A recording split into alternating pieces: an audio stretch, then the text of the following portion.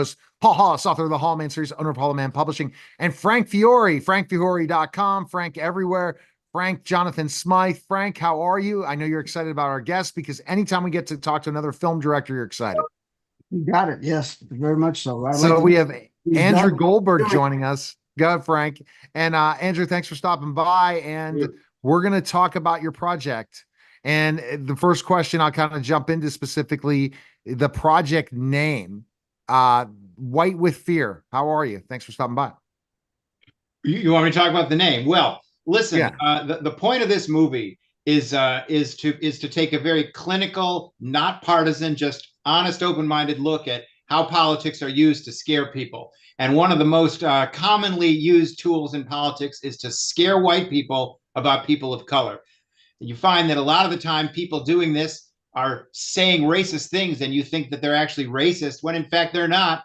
They're just using this as a strategy. And the strategy is scare whites about black and brown people. In the process, people get scared. So we came up with a play on words, that you're white with fear and that you're a white person who's afraid. So it's a clever word twist. White with fear. No, I mean, I like this idea and we're probably seeing a little bit of a change, but go, Frank, with your first question.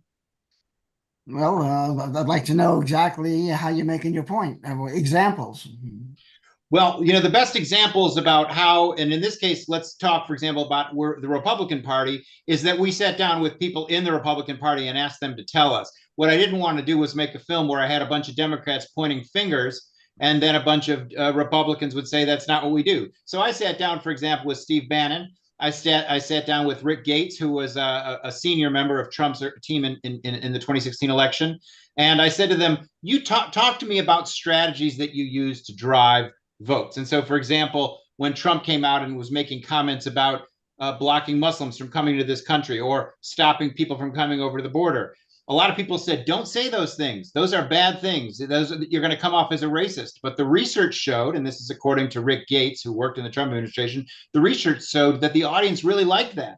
Voters really liked those comments. And so they sat down with Trump and they said, actually, don't shy away from those comments, lean into them. And so that's kind of an example of how political strategists recognize that you can use fear as a tool to drive votes, regardless of your political affiliation, because everybody does it. But in this case, I was talking about those particular incidents. That's really interesting because, again, that's what people don't understand playing politics. Is I was interviewing a potential sheriff that's a client of mine, and I finally said, your candidate is just attacking the heck out of you. You got to respond. He says, I don't want to bring up that I had jail time at 17. I said, dude, you got to do this because ultimately he's calling you a high school dropout. So there's so many, everyone plays the game to win. So I'm going to have Paul answer. Paul, just to be on, I am going to say I'm in the center, and that's my point. Frank is a conservative. Paul is leaning more towards the left. Paul, go with your question. Hi, Andrew.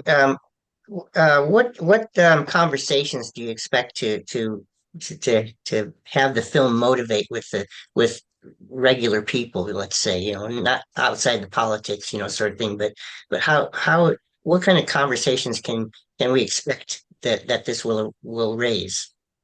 I think that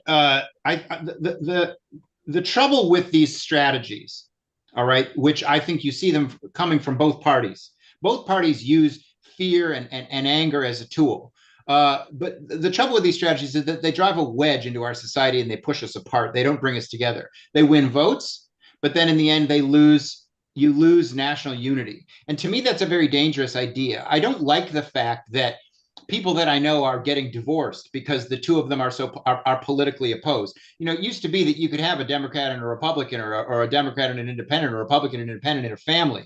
Now they don't, people aren't talking to their relatives anymore. And that's the trouble with employing these kinds of strategies, and to the extent that, for example, Richard Nixon hired people to come up with ways to divide the country. That was his specific interest, was how can I split the country, because if we can get the bigger half, that's how we'll win the election. Well, that's a very cynical and nasty strategy. He recognized, if I scare people about crime, or if I scare people about what African Americans are going to do. There were no sort of secrets about this. I mean, the guys that did it, Pat Buchanan and a guy named Kevin Phillips, who wrote a whole book about it, were very, very open about it. No one ever wrote about it at the time, but we cover this all in the movie, and we sit down and talk to guys that, sort of were witnesses to this stuff or were parts of this stuff. And it's a very troubling thing, because I think that the long-term result is that you win the short term, but you damage the long term. You win the battle, but you lose the war. And now look at how America is so divided. And I think a lot of that has to do with racial animus. Okay, go Frank. I disagree. It was divided more with core values and core beliefs than racial. I mean, all my friends and stuff, people I know, they don't really care about the color of the skin and things like that. We have Mexican, we have black, we have you name it, Jewish friends, okay, and we have no problem dealing with them. What I ran across is my liberal friends who want to pitch their own core beliefs, and those core beliefs are what conservatives do not agree with. Let's face it, to the extreme, you have the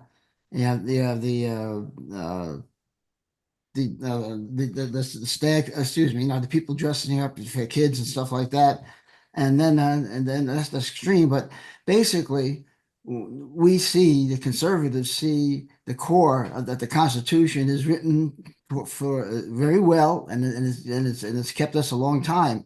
But the liberals, and especially the left of the side of the liberals, they look at the Constitution as a suggestion, okay, and that they believe that that is not put in stone, and that what they don't like about the Constitution, and especially the Bill of Rights, is that the founding fathers wrote the Constitution to prevent the central government from taking away people's rights and what have you. And so the left and liberals and concerned, they feel that that the Constitution stands in their way of progressive thinking. And I think that's the core between the two differences, not racism. I don't believe that. Right. You raise an excellent point. The question that was asked to me was, what do I think is the result of these policies, and of what I talk about in my film, and how is that bad for, what is that conversation I want to start? I would argue that everything you say has some validity to it. I wouldn't disagree with some of the key points that you make. I can't speak for whether or not all liberals feel a certain way about the Constitution. That's way beyond the scope of what I would claim to know. But what I can tell you is that when I sat down with guys like Steve Bannon and Sam Nunberg and Rick Gates, who all were the architects of Trump's campaign, they said to me, we use these specific strategies to drive votes. So, and that's honestly the truth, Frank. And I'm going to argue with Frank. Yes, Frank, certain conservatives are not going to look at this. He's playing to a specific base that will never shift the vote. So basically bringing this fear out, Muslims or the border or specific things that are racial in nature, because I'm being flat out, it's going to play to the base more. My thought is, if I would go to Trump right now, if I was going to be his political strategist, quit playing to the stupid base and play to basically the economy and a couple other things. Don't keep speaking to the base. The base already have your vote. Same thing with Harris. You already have your vote. You're already going to guarantee these specific things. That I think that the fear that they put in with the border or with Muslims in specific ways, and I want to hear Andrew's answer, is the way to guarantee votes that people are going to show up on election day. Just because they're for it, you have to give them a driving fear for them to show up on election day. Frank, there's so many people deciding this election that are not going to understand the politics, are not going to understand the issues. All they're going to go if is for one reason. I want to make a point though, Neil, something you just said, which is really key, which is this. When Romney lost, this is a very key point. When Romney lost, they did this whole study, and it was called the autopsy. And what they determined, and there's a question of whether they were right, but what they determined was that the reason Romney lost so badly was that he lost because there were so many people of color that he didn't win. So the Republican Party came up with this plan: let's get more people of color. And there was a writer, his name was Sean Trendy, and I interviewed him. Sean Trendy wrote an article. Now, follow this carefully. Sean Trendy wrote an article called The Missing White Voter. And what Sean Trendy said was, you're absolutely wrong, Republican Party. You don't need to win people of color, and it's questionable whether you even can. What you need are more white voters. And the name of the piece was The Missing White Voter. So Steve Bannon read this piece. And I sat down with Bannon. He said, when I read that piece said to me, that's what we need to do. We need to get more white voters, bring in white voters into the fold. And this was where they recognized that using immigration as a tool, as a marketing tool, would drive more white voters that hadn't voted. Sean Trendy showed that there were huge numbers of white voters sitting at home, not voting. So if we could get more white voters to the polls and get more white voters to vote, that would do it. And that became the centerpiece of the strategy. Bannon tells me this. He tells me how he sat down with Stephen Miller. Stephen wouldn't interview with me. I emailed him many, many times. And Jeff Sessions, and they said, how do we do this? And they said, we need to get messages out there, driving a messaging system to get white voters to the poll. And central to that was the immigration piece. Get the immigration, get them fired up about immigration. How do you do that? You tell them that immigration is a bad thing. So Frank raises an excellent point. I don't think that racism is why everyone's voting, but it's a strategy that is used to bring in these additional voters. When you watch the film, and I hope you all will, you'll see I'm not here I'm not casting any judgments on these people. I'm a reporter. I'm doing a film right now about anti-Semitism in the Progressive Party. And all my lefty friends are saying, wait a minute, we're lefties, we're progressives, we're not anti-Semites. And I'm like, listen, you got a lot of anti-Semitism in your party. I'm an equal opportunity reporter. I will criticize. That's where you're being a real journalist. Right. But everybody's mad at me, which is why I know I'm doing my job right. But I am not here to criticize. At no point in my film do I insult any Republicans. No, I mean, I like the fact that you're going with these and they're admitting it. Yeah. Because the bottom line is money is politics. Yeah. Okay. If someone's going to pay you to spin things that's going to get so much money, I forget which one of the documentaries was out that's basically showing all the big money that's involved in how Trump rigged the 2020 election and 2016 election in certain ways, using specific social media and different things and spinning things in specific ways. It's another film, not just like 2020 fraud, but 2016, there were fraud in both of them. Bottom line, that you learn that there's so much money in politics because the special interest groups have all the cash. They have all the money. So if somebody like Steve Bannon probably wouldn't make any money at all on the open market and something else, finds his ability with his brain to spin ideas and make those strategies work to change elections, that's what they get paid for. And they get paid a lot of money to do it, aren't they? And then I'm going to let Frank debate back. Andrew, what are your thoughts? Look, I mean, I'm not going to get into the whole, like, I know that, first of all, money is a huge driver in this thing. I'm not going to weigh in on the fraud thing. That's way beyond the scope of my movie. No, I understand that. I'm just giving you my piece that there was fraud in 2016 and there was fraud in 2020. And they're not, and there's never going to be proof because there's too much money involved. It's just like you're going to find out this Diddy scandal. The only person that's going to take the falls Diddy, no one else. Why? Because there's too much money involved and other people and special interest that's going to make sure that no one else gets thrown to the fire. That's how it works. Look, I mean, the amount of money that's being spent on these political parties and these campaigns is stratospheric, right? I mean, it's unbelievable. And a lot of people make a lot of money. And one of the groups that makes the most money in this whole thing are the news networks, because I think that, certainly, and I'll point in the film, I sit down with reporters from Fox News and the former president of Fox News, the founding president of Fox News, Joe Perrinan, who talks about how the strategies were laid out when the network was started, what the goals were. And I also interview Brian Stelter, who wrote a book about it. Now, Brian is very critical of Fox News, and so you may consider him, since he's critical of Fox News, you can take what you want, whatever. I happen to believe everything he said because he interviewed like 200 people who worked there, and I interviewed people who worked there, and they recognize that you can make a lot of money by using fear as a tool. But the other stuff is sort of beyond what I do. My coverage as a journalist. I'm just here to sort of focus on what I covered. But but I think that that's a really important thing. But I would never debate whether or not, do the Democrats do it too? What are the core values of Republicans? Are they racist? That's not what I was talking about. My film is simply about how they scare the heck out of voters. They scare people so much. They're coming for your guns. They're coming for your whatever it is they're coming for, and the only solution is to come and vote for me. So, this is something that we've shown time again, is that the use of race in politics does win elections. And, Totally. yeah. If that's the immigration is one of the biggest things going to the polls for certain people in Right. 2020. And I mean, in 2024, the big thing coming to me is the economy for me. Go ahead, Frank. Well, if this white fear works, how do you explain the increasing number of blacks and Hispanics going for Trump? Well, first of all, I would never argue that the white fear mechanism would turn off people of their own color. It might.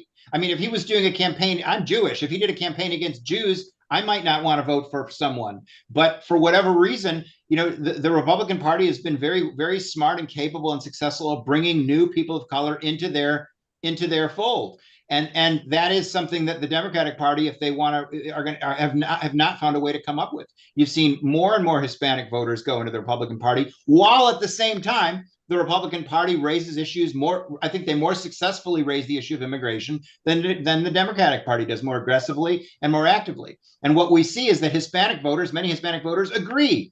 A lot of Hispanic American voters don't want an increase of immigrants, whether they're from Latin American countries, Spanish-speaking countries, or other countries. And maybe as people become, more assimilated, or additional generations, they feel that this is a country where they don't want to see more immigration. So in a certain way, the strategies are very sophisticated and brilliant and effective. Given the baggage that Trump has, you wouldn't think he'd be doing as well as he has. And yet now he's taking. That's the bottom line, is that you really don't have a good strategy on the Democratic side. And let Paul chime in. What are your thoughts in this conversation? Actually, I'm a kind of a big picture kind of a guy. Andrew, do you see any like long-term effects either way of this getting less or worse, or better in the, say, the future, the next 10 years, or is it going to be the same with fear as the strategy? Oh, I think it's an incredible selling strategy. Years and years ago, I worked in investments before I got into this business. And they said to me, the way you sell someone an investment is the first thing you do is you make them very worried about their own financial situation. And then you tell them that this bank that we work for is the financial solution. And this is the whole thing, like when they sell life insurance, like imagine if something terrible were to happen to you, who would take care of your wife? Yeah, it's all about pain points and fear. Yeah. Everything in marketing is. Oh my gosh, you're going to run out of money, or AI is going to eliminate your life. You better learn AI, or this and that. And it's all overblown. Whoever's president, I'm going to thrive. Bottom line, guys. Why? Because I will make my moves. It's people that are in that complacency mode, that they want things as is or back to the past, that are the ones that they target the most, not the people that think they can thrive in any type of environment. And that's if you're looking at the economy. You look at any issue, there's going to be issue voters completely in this election. And like I said, it's not going to be settled till January, probably. All right, Frank. All right, let's get you chiming in now. Go ahead. Any thoughts on, again, the thought process? If I would say white with fear, the biggest thing is, again, you're right.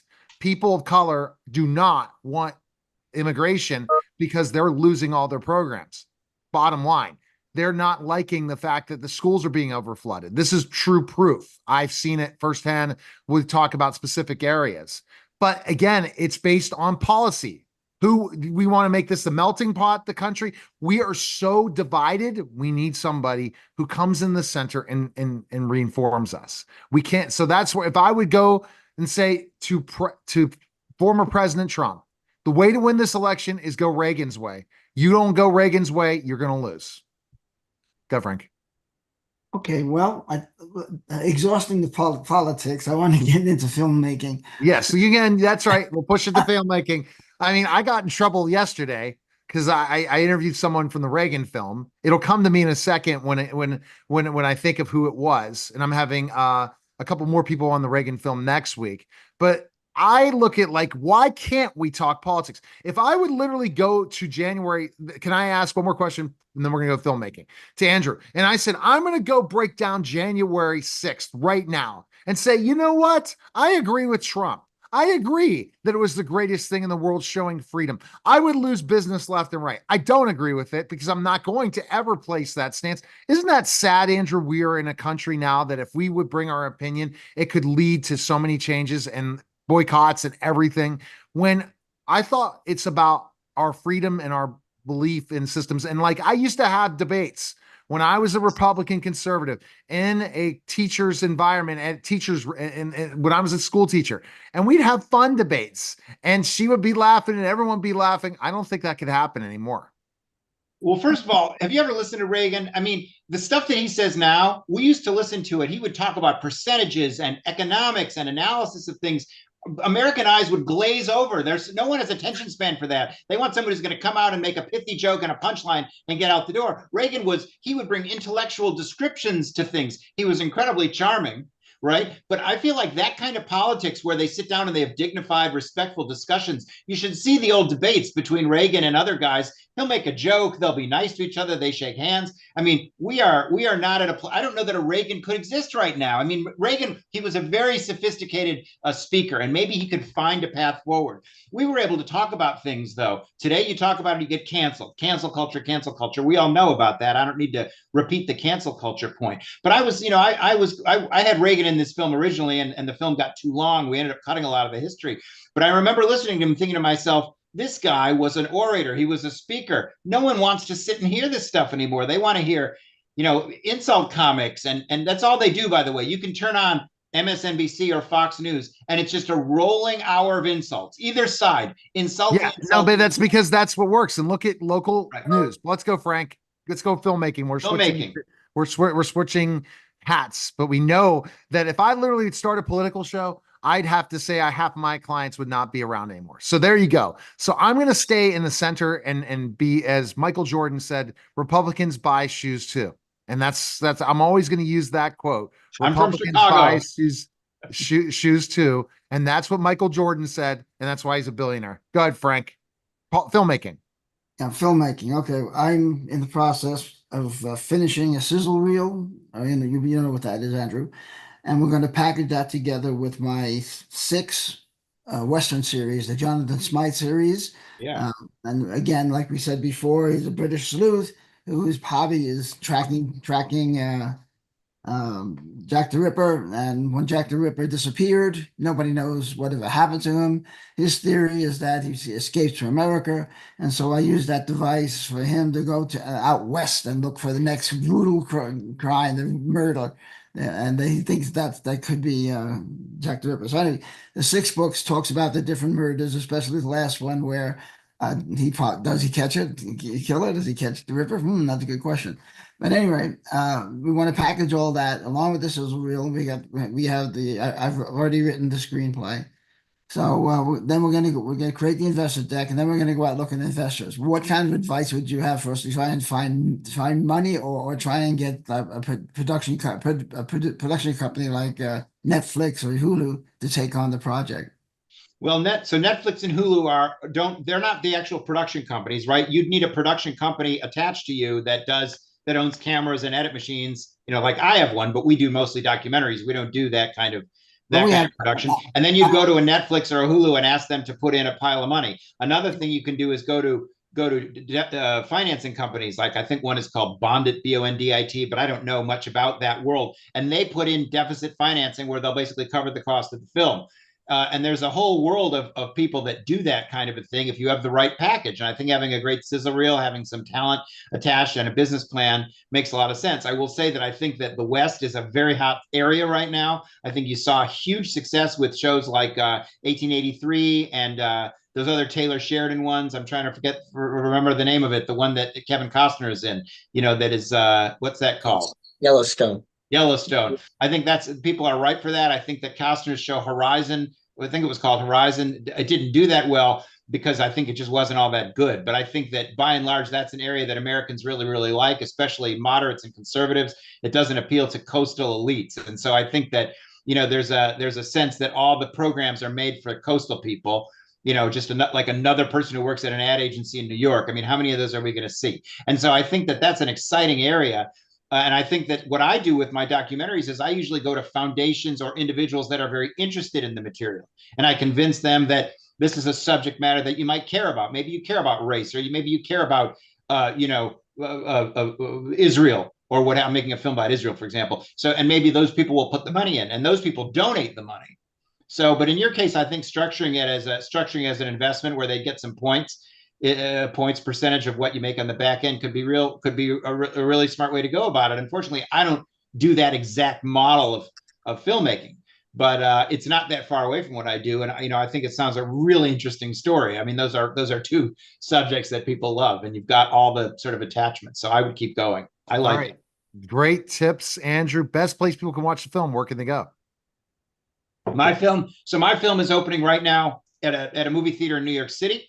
Called Cinema Village. We'll be playing all week, and then in the coming months we'll be going out across the country, and then ultimately we're going to be on TV, and we're discussing this with some networks right now. Unfortunately, those contracts aren't signed, so I don't know the name of the network, but I can assure you you'll see it. Whitewithfear.com is where all this information will be. Whitewithfear.com. Feel free to go there, send us a note. It can be a nice note, it can be a mean note, just don't be too mean, but we want to know your opinion, and we always want to hear from viewers and participate. We've done a ton of films over the past, most of which have been on PBS. So if you look me up, Andrew Goldberg and PBS, you'll find me. Thank you so much for the time.